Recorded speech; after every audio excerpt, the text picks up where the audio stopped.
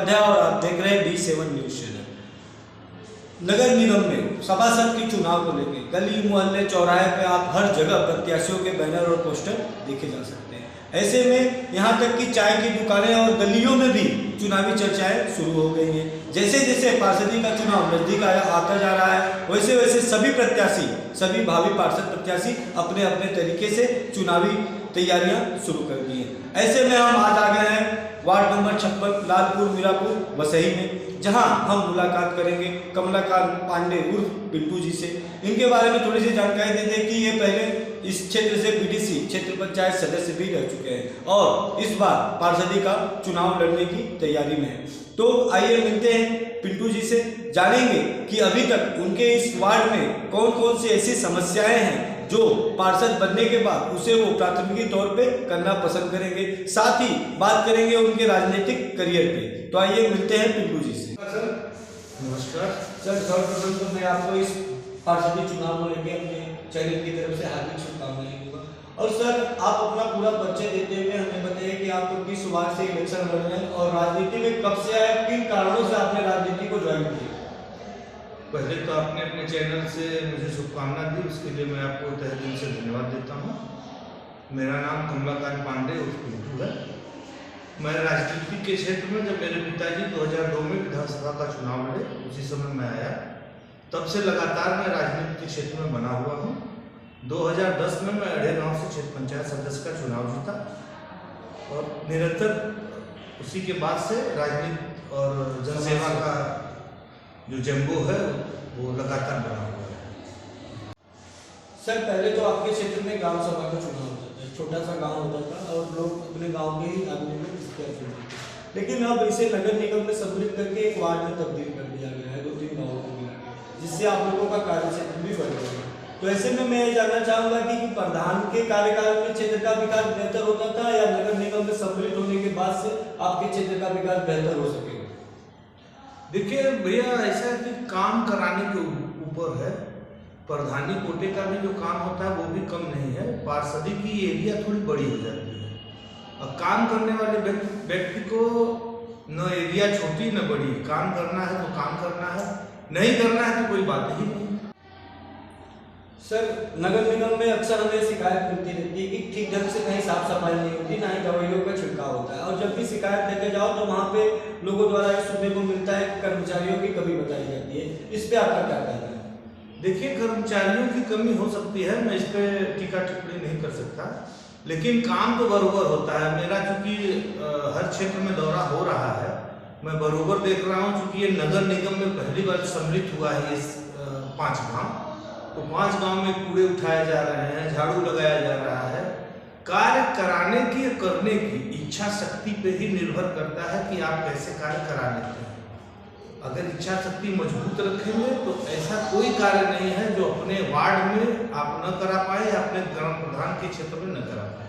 Sir, इस आपके ward number 56 में कितने गांव सम्मिलित हैं और यहाँ पे वोटरों की संख्या कितनी होगी और किस जाति विशेष के लोग आपके क्षेत्र में ज्यादा है। लगभग 22,000 यहाँ वोटर हैं और जो समीकरण बनाया गया है जातिगत, वो लगभग इसमें 3-4 जाति हैं जो इक्वल हैं। ब्राह्मण है, राजपूत हैं, पटेल है, बाकी जातियों की संख्या थोड़ी कम है। लेकिन परिसीमन के हिसाब से जो वार्ड बनाया गया है बहुत अच्छा बनाया गया है, ठीक है। सर, वार्ड नंबर 56 में अभी कौन कौन सी ऐसी जरूरी काम है, जैसे जल निकासी, पेयजल की व्यवस्था, आवास वगैरह, तो ऐसी कौन कौन सी ऐसी समस्याएं हैं अभी आपके वार्ड में बरकरार है और किन किन जगहों पर जल जमाव की समस्याएं ज़्यादा होती हैं। देखिए, आवास तो हर आदमी की जरूरत है। आवास नहीं रहेगा तो आदमी रहेगा कहाँ, मूल चीज़ तो ये है। और सबसे बड़ी ज़रूरत हमारी आपकी ये है कि आवास रहते हुए जब रास्ता नहीं रहेगा तो हम चलेंगे कैसे। और लगभग मैंने सभी गाँव का दौरा किया है, अपने गांव से लेके अड़े से लेके लमही, मढ़वा, रसूलपुर, मझटियाँ, बड़ा लालपुर, तो गांव की हालत बहुत बुरी है। हर जगह रास्ते एकदम खराब हैं। कहीं रास्ता है तो नाम का है, गड्ढे इतने ज़्यादा हैं कि आप कल्पना नहीं कर सकते कि हम इसको कैसे पार कर सकें। दूसरी चीज़ सबसे बड़ी ये है भैया कि जब आप सेवा करने का मन बनाते हैं तो सेवा के भाव से ही आदमी से मिलिए, द्वेष के भाव से मत मिलिए। 15 साल 20 साल 10 साल की प्रधानी है, प्रधान के घर के सामने स्वयं सीवर बह रहा है। जब अपना जो प्रधान है वो अपने घर के सामने का सीवर नहीं सही करा पाएगा तो ये 7 गांवों की जो सीवर सबसे बड़ी चुनौती सीवर रहेगी पार्षदी के चुनाव जीतने के बाद। जो गांव की समस्या है, किसी गांव में सीवर लाइन नहीं है। यहाँ तक कि जो अपने आप में सबसे बड़ी अथॉरिटी मानी जाती है विकास प्राधिकरण, उसके जो सीवर बने हैं वो भी ध्वस्त पड़े हुए हैं।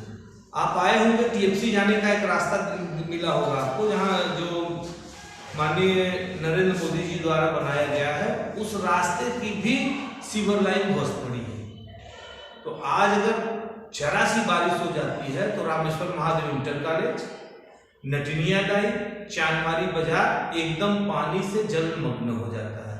अगर मुझे जनता पार्षद बनाती है तो मेरी प्रथम प्राथमिकता यही होगी कि जल निकासी का काम करवाऊं, स्वास्थ्य सेवाओं को बहाल करवाऊं, शिक्षा में जो बड़ा लालपुर में लगभग 25-30 साल से तो मैं देख रहा हूं आज तक एक भी प्राइमरी पाठशाला नहीं है, तो वहां पे प्राइमरी पाठशाला का व्यवस्था कराई जाए। तमाम ऐसी त्रुटियां हैं 7 गांवों में जो कहने से नहीं होगी। जब आदमी उस पर लगेगा, जब उस पर जो चुनाव हो रहा है नगर निगम का, चुनाव के बाद जो भी कैंडिडेट चुनाव जीतेगा उसको अधिकारी के साथ, जनता के साथ खुद बैठ के इन समस्याओं का निदान निकालना पड़ेगा, क्योंकि ये बहुत बड़ी एरिया है। 12,000-13,000 वोट तो केवल आपको बड़ा लालपुर में है, हमारे गांव में 2800 वोट है। इसी तरह हर गांव में वोटों की भी संख्या ज़्यादा है। और बहुत बड़ी दिक्कत तो ये है भैया कि इस नगर निगम के चुनाव में लगभग ऐसा कोई गांव नहीं है, ऐसा कोई घर नहीं है जिन घर के मेंबरों का वोटर लिस्ट से नाम न कट गया है। तो हम तो चुनाव में जा ही रहे हैं, लेकिन सरकार को कम से कम चुनाव की तैयारियों को पूर्ण रूप से अमली जामा पहना के तभी इसकी अधिसूचना जारी करनी चाहिए। क्या पता चला कि एक परिवार में 8-8 व्यक्ति का नाम ही कट गया है, तो अगला वोट कैसे देने जाएगा और वो फिर करेगा क्या?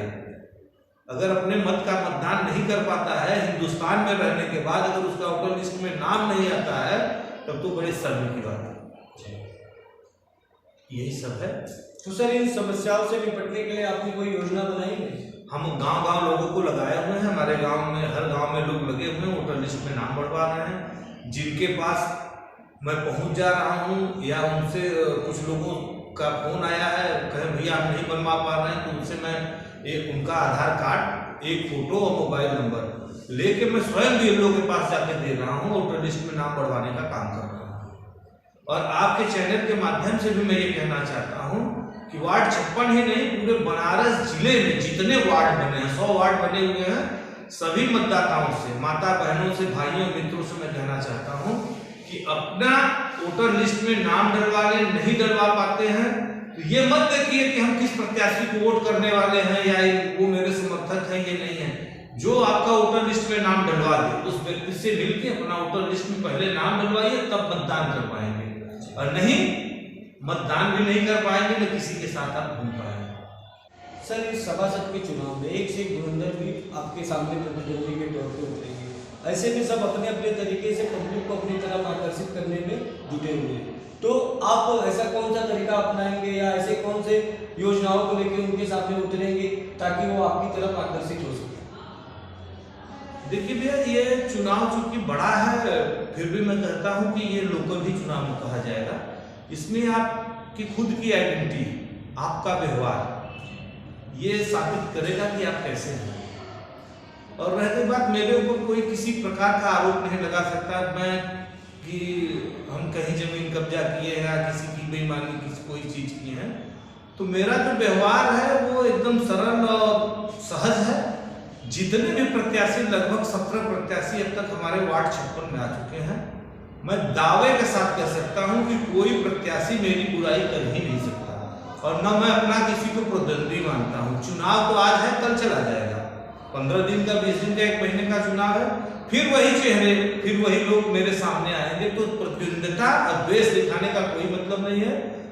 प्रेम से, सद्भाव से, भाईचारे से चुनाव लड़िए। जो चुनाव जीतेगा, जिसको जनता जिताएगी, जिसके ऊपर जनता का विश्वास होगा, वो जनप्रतिनिधि बनेगा, वो पार्षद बनेगा। सर, इस सभासद के चुनाव में लोग अक्सर पार्टी के लीग सिंबल को लेकर मारामारी करते हैं, तो मैं ये जानना चाहूंगा कि इस नगर निगम के चुनाव में पार्टी का सिंबल कितना मायने रखेगा?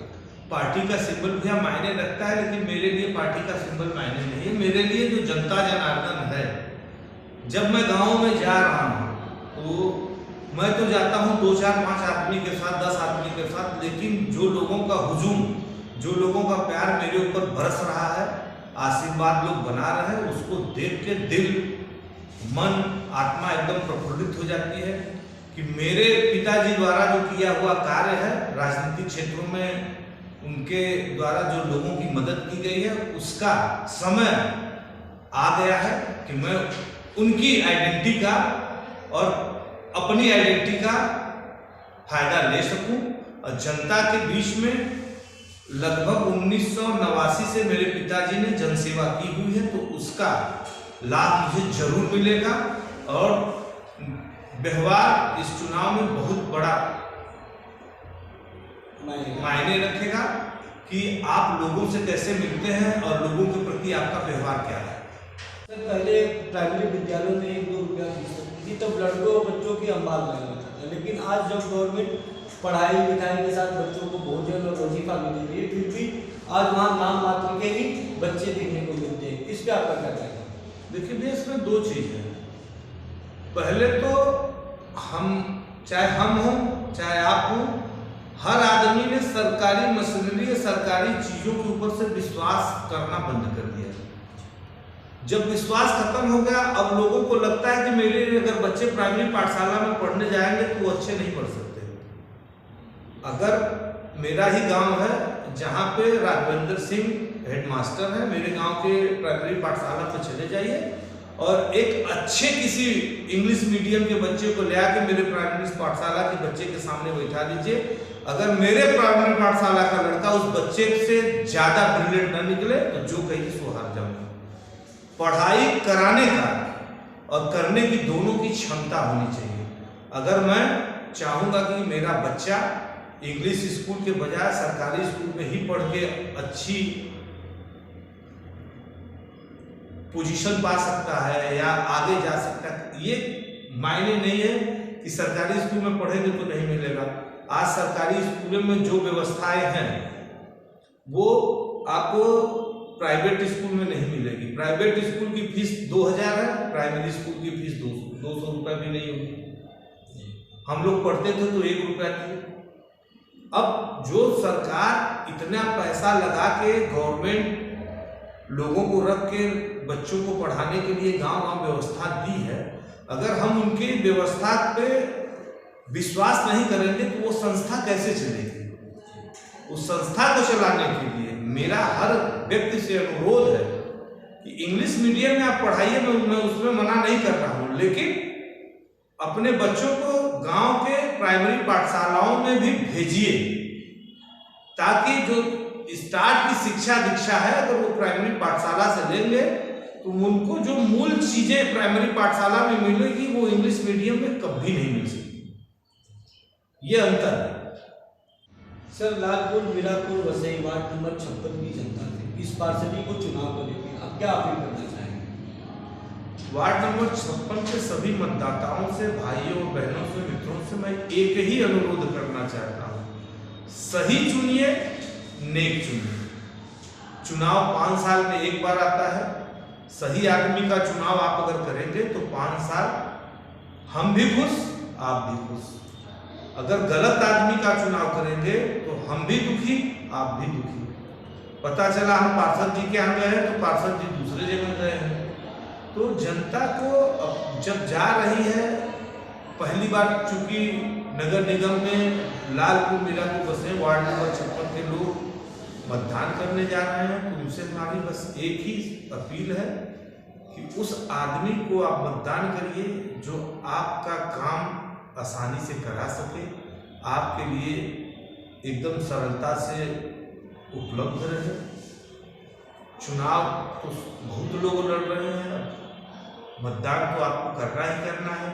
अब किसके पक्ष में करेंगे वो आप जानते हैं, लेकिन मतदान करने के पहले एक बार नहीं 100 बार सोचिएगा कि जो आप मत का दान करने जा रहे हैं वो सही आदमी को अगर मिलेगा तो विकास की धारा बहेगी, शांति और सद्भावना एक दूसरे में बनी रहेगी, प्रेम व्यवहार बना रहेगा। गलत आदमी के चुनाव हो जाने के बाद वही जनता 5 साल लगातार परेशान रहती है, उन्हीं जनप्रतिनिधियों को दोबारा खोजती है जो चुनाव में हार चुके रहते हैं, चूंकि उन्हीं को काम करवाना पड़ता है। जीता हुआ प्रतिनिधि पैराशूट से आया, जीता और चला जाता है। जी, अभी भी हम बात कर रहे थे कमलकांत और पिंटू जी से। इन्होंने बहुत अच्छी बात कही कि नगर निगम हो या ग्राम सभा, काम करवाना तो कैंडिडेट के ऊपर डिपेंड रहता है कि वो किस तरह से अपने क्षेत्र का विकास करता है। साथ ही इन्होंने अपने क्षेत्र की जनता से वसई लालपुर मिलापुर की जनता से ये अपील किया है कि आप एक नेक और अच्छे इंसान को चुनें। अगर अच्छे व्यक्ति को आप अपने मत का दान करेंगे तो वो आपके क्षेत्र में विकास की गंगा बांधेगा। अन्यथा अगर आप गलत अपने मत का प्रयोग गलत किसी आदमी को देंगे तो 5 साल तक आप भी दुखी रहेंगे, आप भी परेशान रहेंगे और वो भी परेशान रहेगा और क्षेत्र का विकास भी समुचित तौर पे नहीं हो पाएगा। तो हम भी अपने चैनल के माध्यम से यहाँ के लोगों को ये अपील करेंगे कि आप एक अच्छे और सच्चे और नेक व्यक्ति को अपना पार्षद चुनें, ताकि आपके क्षेत्र में जो भी नई नई योजनाएं आए उसे वो ला सके और आपके क्षेत्र को एक आदर्श वार्ड के रूप में प्रस्तुत कर सके। तो आइए मिलते हैं इस वार्ड की जनता से, जानेंगे उनके विचारों के बारे में कि वो पिंटू जी को कितना लाइक करती है।